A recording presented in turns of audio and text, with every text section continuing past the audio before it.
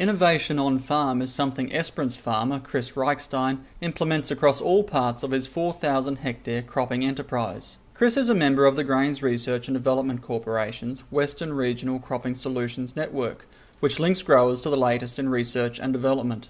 From use of the N-rich strips to controlled traffic systems and a herbicide resistance control program, Chris targets all areas to maximise yield and well-being of his farming country.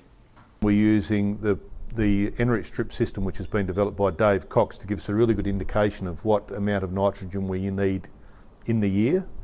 And it's also been very good as a visual assessment in terms of if we're looking at a crop and it's not looking right, we can actually go and have a look at our N-rich strip system and see how that's looking, and if that's not looking any better than the other crop, than the non-N-rich strip area, we know that then it's not actually nitrogen, which is a limiting factor in our cropping. Well, I'm using it as part of my nitrogen management program, which involves soil testing first, getting an idea of what we've got there in the soil, and then also we're doing plant tissue testing for all other nutrients as well as nitrogen.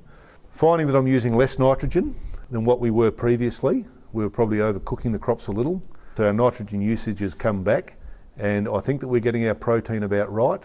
I suppose one of the other things with the N-rich system is it's probably leading us more towards that canopy management system, which we've all been talking about. Rather than feeding the crops too much too early, we're going a little bit later, so that way we're not actually overfeeding the crops and not overcooking them.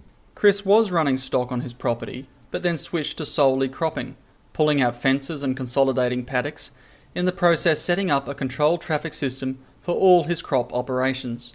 We're working on 12 metres for the harvesters, which is our 40-foot system, seeder at 60 feet and the sprayer at 120.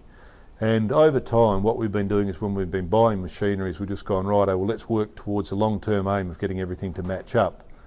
We're on basically about a 3-metre system in terms of the track of our machines. It's not the perfect system that we've got by any stretch, because we still have a mismatch between the harvester and the seeder, being the seeder at 60 feet and the harvester at 40. You know, there's some compromises all the way along. So I'm sort of happy with the compromise we've got at the moment. We're using a track tractor on the seeder, and I actually wonder about eventually going to tracks on the headers to minimise compaction. And I just think we're going to see real benefits in soil health through reducing that amount of compaction. I've got country down here which I've deep ripped this year, and I'm very keen to keep that traffic controlled on that so that long term we can just maintain our soil health.